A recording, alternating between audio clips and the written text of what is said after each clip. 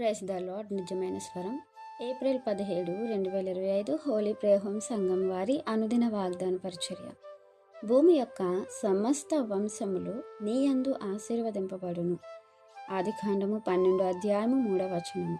ప్రియమైన దేవుని వారలారా, మన తండ్రి అయిన దేవుడు అబ్రహామునకు ఇచ్చినటువంటి గొప్ప ఆశీర్వాదం అతడిని మాత్రమే ఆశీర్వదించడం కాదు, కానీ అతడి ద్వారా సమస్త వంశములను కూడా దేవుడు ఆశీర్వదించారు. అతని సంతానమును దేవుడు ఆశీర్వదించారు.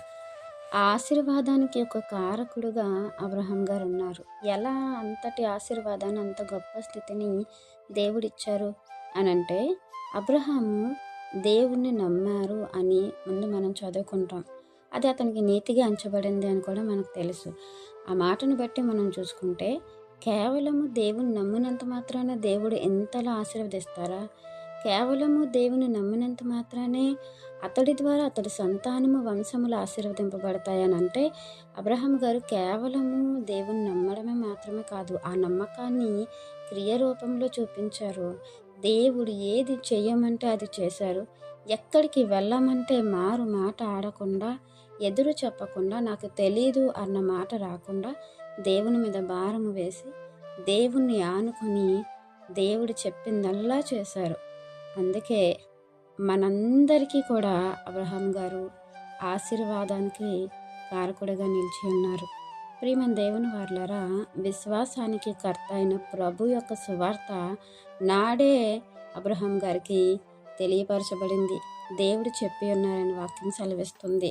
అపోస్తుల కార్యాలు 3వ అధ్యాయము 25, 26 వచనాలు మనకు కనబడుతుంది. గలతీయులకు రాసిన పత్రిక 3వ అధ్యాయము 8, 9 వచనాలు మనకు కనబడుతుంది.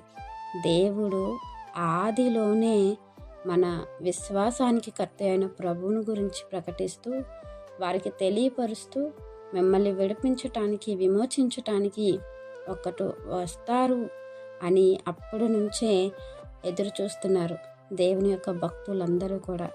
ఈరోజు ఆ యొక్క ధన్యత మనకి ప్రాప్తించింది. ఆ ఆశీర్వాదము మనకి దేవుడు కొమ్మరించారు. ప్రియమైన దేవుని వారలారా, మనల్ని వినిపించటానికి, మనల్ని విమోచించటానికి మన ప్రభువు పుట్టి ఉన్నారు. అతని యొక్క క్రయధనము ద్వారా మనము బానిసత్వంలో ఉన్నాము. పాపమనే, శాపమనే బానిసత్వంలో నుంచి మనల్ని విడిపించుకున్నారు. ఈరోజు అబ్రహాం గారు విశ్వాసులందరికీ తండ్రిగా ఎలా అయితే ఒక గొప్ప స్థితిని పొందుకున్నారో, మనకు కూడా ఒక గొప్ప స్థితిని దేవుడి నుంచి ఉన్నారు. ఆ స్థితిని దేవుని నమ్మి మనం పొందుకున్నామా అని అంటే, దేవుని నమ్మిన మనము ఆయన యొక్క మాటలను మన హృదయంలో, మన జీవితంలో చేర్చుకోనంత మాత్రమే కాదు, కనపరిచేవారుగా ఉండాలని ఈ వాక్యం మనందరి జీవితంలో దేవుడు ఫలింప చేయాలని ఆశిస్తున్నవారు దైవజనులు బ్రదర్ పి. నెహెమ్యా గారు. God bless you. ఆమేన్.